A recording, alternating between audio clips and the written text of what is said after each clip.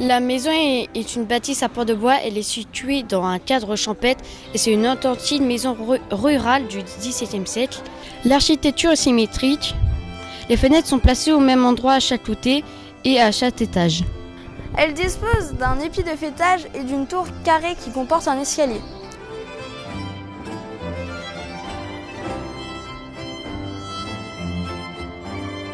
Attaché à cette maison, un four à pain, un jardin ainsi qu'un puits.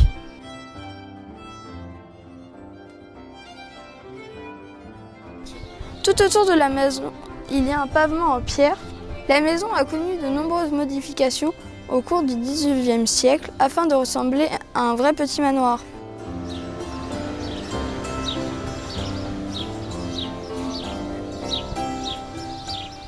Nous allons vous présenter le four à pain du musée Pierre Corneille. Le four à pain est dans une petite maison. Le toit de cette maison est en chaume. Sur son faîte fleurissent des iris. La petite maison est faite de bois et de pierre. Les poutres sont posées sur des pierres de calcaire. C'est une maison à pans de bois. Le four est très grand. On peut y mettre au moins 20 pains. Autrefois, on faisait cuire du pain tous les 15 jours. Le pain est constitué de farine, d'eau, de blé et de sel.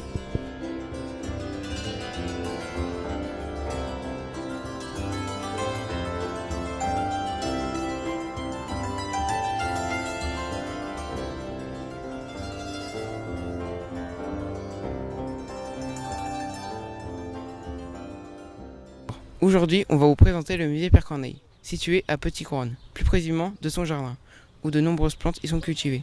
Tout d'abord, il y a 2 types de plantes. Premièrement, les plantes et arbres comestibles, dont on va vous en citer quelques-unes. Salades, pommiers, poiriers, radis, carottes et choux y sont cultivés. Mais on vous a dit les principales. Mais il existe une autre type de plantes, les plantes médicinales. Nous allons vous en citer encore quelques-unes. Menthe, sarriette, lavande, sauge officinale.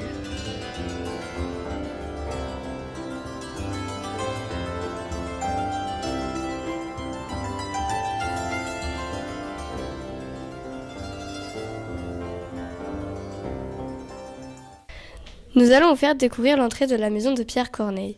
Dans cette pièce se trouve un imposant buste en bronze, ainsi qu'une armoire en chêne caractérisant les meubles normands du XVIIe siècle. Il y a aussi un coffre en chêne avec ses 4 évangélistes. Auteurs de l'un des 4 évangiles, Marc et Luc furent 2 évangélistes. Un évangile est un enseignement, message de Jésus-Christ, sculpté et du milieu du XVIe siècle.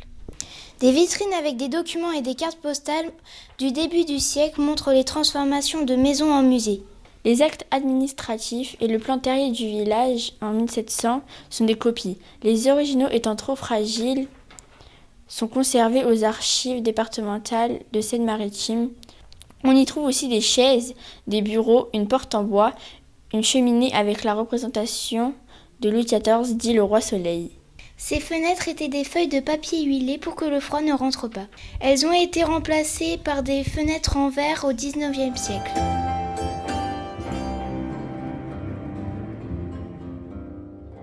Nous allons vous présenter la salle à manger. La salle à manger est aussi la cuisine. Il y a des aquarelles de sa maison natale, rue de la Paix à Rouen, du palais de justice où siégeait Pierre Corneille jeune, avant de publier sa première pièce, Mélite, inspirée d'un amour déçu. Il y a aussi des copies de baptême de Pierre Corneille, des copies de l'anoblissement de son père en janvier 1637, juste après la querelle et le succès du Cid. La présence du petit coffre en chêne, très sobre, est attestée dans cette maison depuis le XVIIe siècle. Ganar signeresco es un triunfo sine gloria. Traduit de l'espagnol, nous l'avons ensuite traduit en latin, is triumphus sine gloria, vinci vi sine periculo, que nous avons ensuite traduit en français. Gagner sans risque est un triomphe sans gloire. Nous allons vous présenter la maison de Pierre Corneille, qui est devenue un musée. Voici sa pièce d'écrivain. En entrant, vous pouvez apercevoir un vieux bureau avec une plume accompagnée de sa poche à encre. Il y a aussi une vieille cheminée pour réchauffer la pièce lors des longues journées d'hiver et pour éclairer.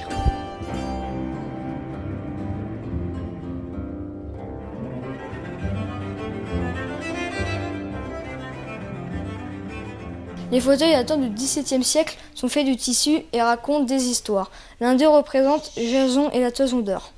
Dans la pièce, nous pouvons apercevoir une armoire tout aussi ancienne.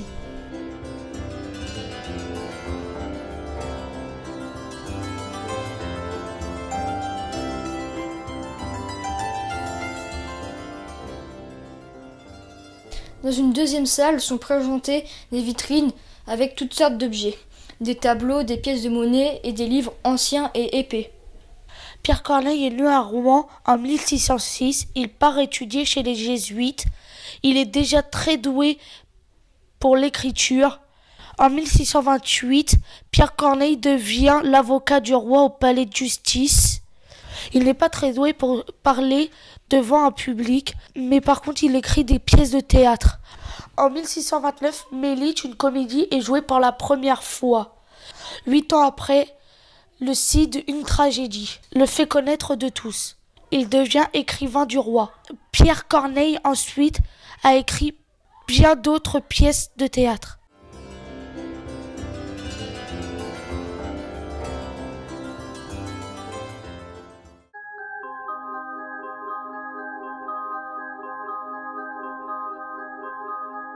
Aujourd'hui, je vais vous présenter Les Grandes Bouches, plus souvent appelées l'entrée des enfers.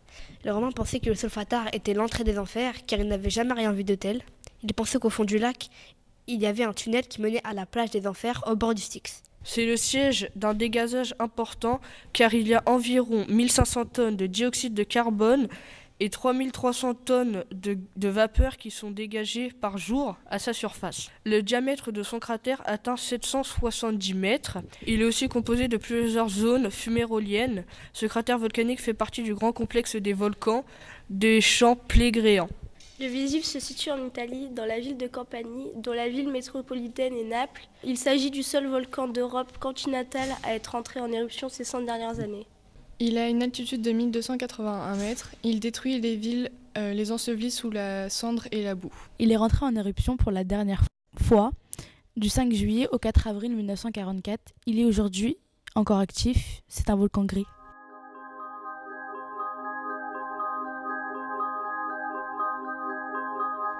Pompéi est construit sur un terrain volcanique. Le 24 août 79, une violente éruption du Vésuve provoque l'enfouissement de la riche cité romaine de Pompéi sous une pluie de cendres volcaniques. Le même jour, le port voisin d'Herculanum, à l'habitat plus populaire, est écrasé, lui, sous une coulée de roches et de lave.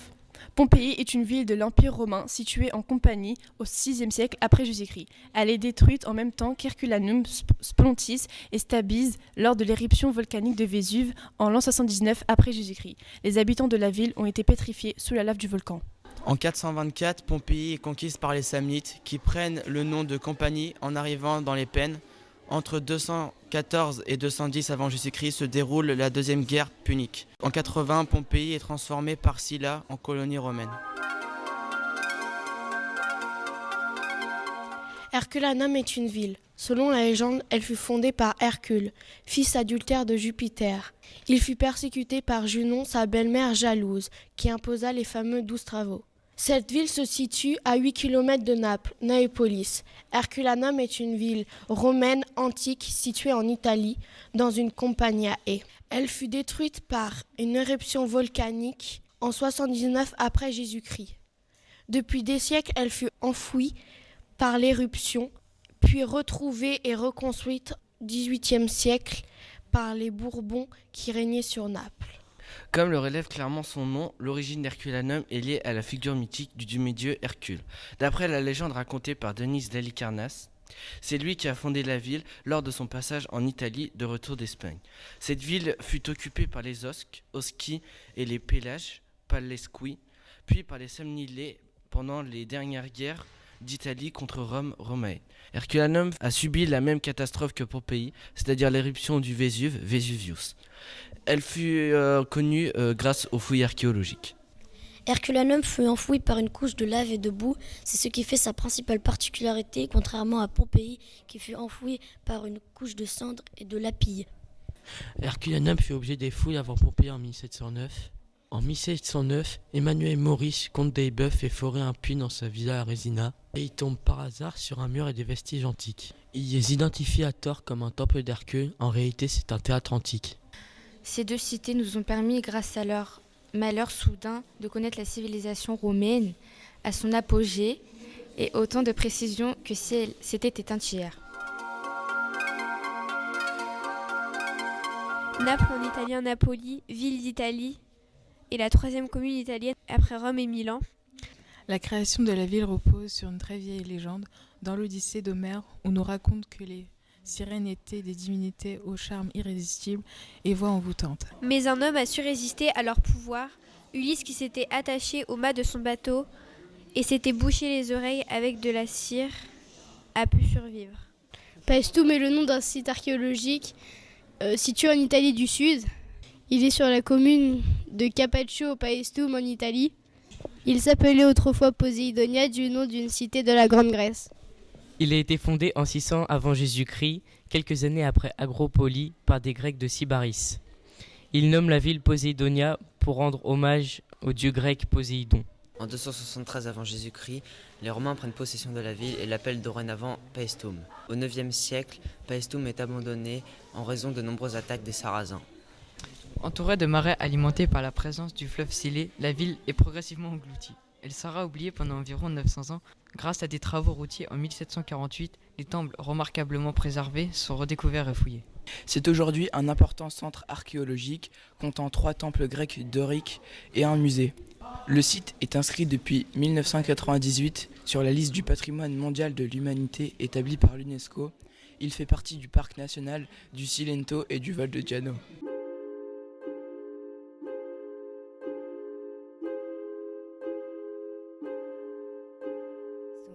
Paestum est un site archéologique de 120 hectares, dont seulement 25 ont été fouillés. Paestum a été fondé en 600 avant Jésus-Christ. Les Grecs de Sybaris nomment la ville Poséidonia, en l'honneur du dieu grec Poséidon. Les Romains reprennent la ville en 273 avant Jésus-Christ et la nomment Paestum.